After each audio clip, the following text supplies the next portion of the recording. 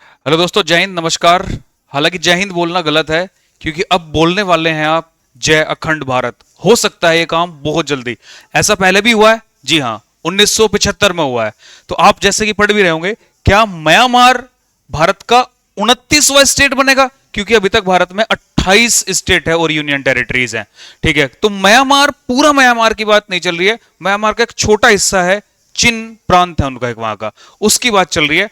अगर वो होता है तो बहुत बड़ा बदलाव हमारे नक्शे में मिल सकता है, क्योंकि उसका एक हिस्सा ऐसा है जहां बांग्लादेश का हिस्सा भी है, जहां विद्रोही चल रहे हैं, और बांग्लादेश का वो हिस्सा भी अगर इंडिया में मिल जाता है तो और बदलेगा।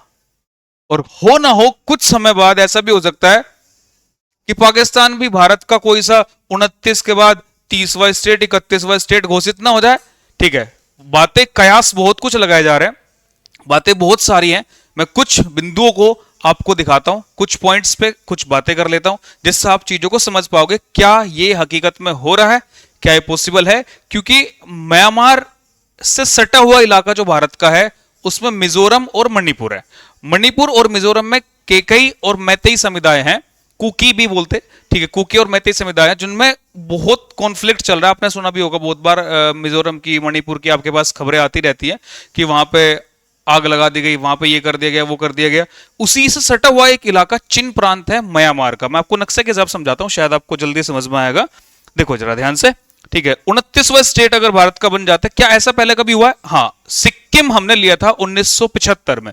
सिक्किम मतलब हमने नहीं लिया था, वो आपसी सहमति के साथ आया था। ठीक है, और वहां उनकी जो अपनी डेमोक्रेसी का हिस्सा, वो आज भी जारी है।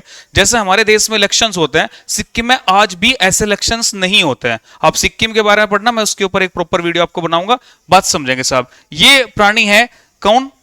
जो म्यांमार की आर्मी के हेड हैं, जिनकी वजह से वहां तख्ता पलट हुआ। वहां के एक बहुत फेमस नेता है आंग सान सू की। ठीक है, जो डेमोक्रेटिक हिस्से से, जैसे इंडिया में क्या है, डेमोक्रेसी है, वो उसी तरीके से म्यांमार में डेमोक्रेसी लेकर आना चाहती थी, लेकिन उन्होंने तख्ता पलट कर दिया इस प्राणी ने। तख्ता पलट करने के बाद में कहानी कुछ थोड़ी सी बिगड़नी शुरू हुई। वहां पे बहुत सारे रिबेलियंस है, मतलब विद्रोही हैं। और वो विद्रोही, देखो ये हमारे इंडिया का हिस्सा है, ये यहां तक आप देख पा रहे हो। देखो ये रहा, यहां ये नागालैंड का हिस्सा है। ठीक है, ये मणिपुर है, ये मिजोरम है। तो ये नीचे का जो हिस्सा, ये वाला ये हिस्सा है, जो ये इलाका है, ये चिन प्रांत है। ये रहा, देखो यहाँ, यहां आप देखोगे, देखो ये इंडिया का ये हिस्सा रहा, ये रहा जो मैं आपको यहां दिखा रहा हूं, और ये यहां इनका चिन प्रांत। तो ये चिन प्रांत इंडिया का शायद 29th स्टेट बन जाए, यहां तक ये वाला हिस्सा। अब इसमें एक और भी बहुत बड़ी बात आती है कि अभी अभी कुछ खबरें आ रही हैं कि जैसा आपने चटगांव का अगर नाम सुना हो, बांग्लादेश की राजधानी है ढाका, और ढाका से एक बहुत बड़ा हिस्सा है चटगांव, जिसे अभी चट्टोग्राम भी कहते हैं। ठीक है, लेटेस्ट लैंग्वेज में, जैसे हमने कोलकाता नाम बदल दिया था कलकत्ता का, सेम कहानी है यहाँ। ये हिस्सा अभी किसमें क्या है, ये रहा। यहां पे आप ध्यान दोगे, देखो ये चटगांव वाला इलाका, ये भी इंडिया से कनेक्टेड है। ठीक है, ये इंडिया से कनेक्टेड है। तो यहां क्या है, बांग्लादेश का बहुत बड़ी आबादी ऐसी है जो यहां हिंदू आबादी है, ये भी भारत में जुड़ने के लिए अपनी बातचीत अभी कर रहे हैं। ठीक है, इसमें लेकिन इससे बड़ी बात जो मेन है क्या, ये चिन प्रांत वाला मामला। एक तो मर्जर जो है इंडिया के साथ में कैसा होगा, क्या सिचुएशंस रही होंगी। तो वहां का जो चिन प्रांत के विद्रोही हैं, वो भारत वाले सीएम से आके मिलते हैं। यहां पे देखो, ये सीएम है। ठीक है, ये सीएम साहब, और ये है mister V K Singh, general V K Singh, sorry. ठीक है, जनरल वीके सिंह जी को आप यहां पे देखेंगे किसके रूप में, एज गवर्नर। ठीक है, तो ये मेन बात देखो, ये दोनों स्टेट क्या है, बॉर्डर लाइन के स्टेट है, और बॉर्डर लाइन के स्टेट पे वो बहुत अच्छे चीजों को समझ पाएंगे जो कहीं ना कहीं आर्मी में रहे होंगे। तो इनका इनका वहां का गवर्नर बनना बहुत बड़ी बात थी, क्योंकि वो वहां की लोकल चीजों को समझते थे, क्योंकि जनरल रहे थे आर्मी के। उसकी कहानी की बात देखो, ये वहां के 3 रिबेलियंस के ग्रुप थे। ये वहां के 3 रिबेलियंस के ग्रुप है, 1 2 3 आपके सामने समझ पा रहे होंगे। और ये 3 रिबेलियंस के ग्रुप हमारे यहाँ के जो सीएम है लाल डोगमा जी, उनसे आके मिलते हैं। ये अजीत डोभाल जी हैं, आप इन्हें जानते होंगे। जब ये वहां पहुंचे थे तो तब थोड़ी सी गहमा गहमी और बढ़ जा रही थी। ठीक है, ये जनरल वीके सिंह जी का उन्होंने बहुत स्वागत किया था, अपने ट्विटर पे डाला। अब देखो यहां से रहा, म्यांमार चिन रिबेल ग्रुप यूनाइट इन मिजोरम।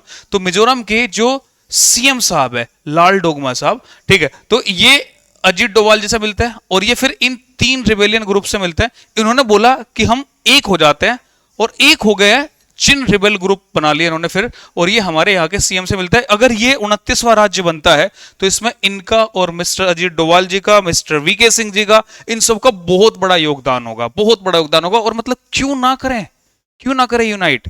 ठीक है, अखंड भारत का जो लोग सपना देख रहे थे, क्या वो ऐसे पूरा हो जाएगा? भाई साहब पूरा होना चाहिए।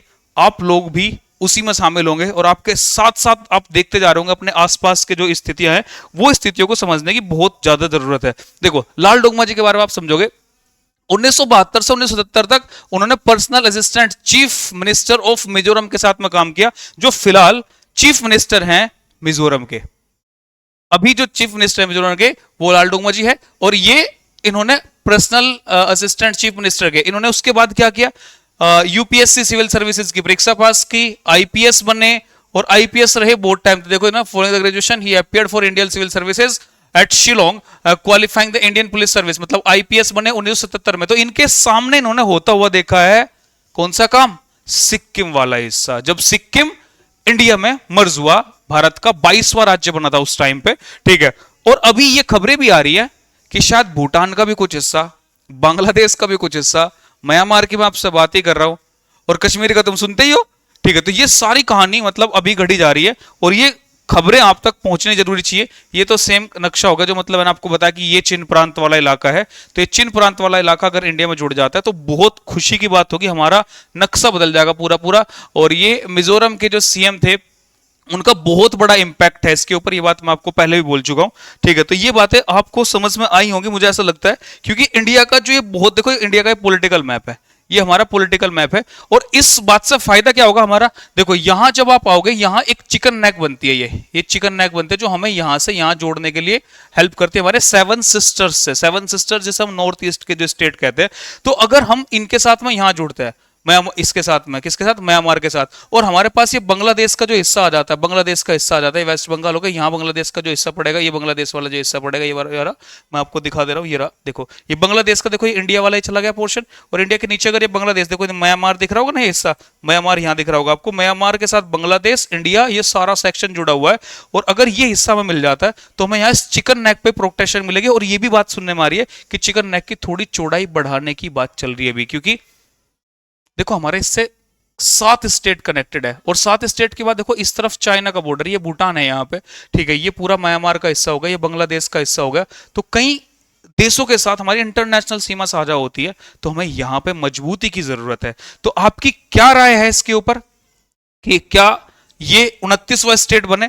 क्या राय है आपकी कि पाकिस्तान भी 30वां स्टेट बन जाए? क्या राय है आपकी कि बांग्लादेश का हिस्सा भी हमारा स्टेट बन जाए?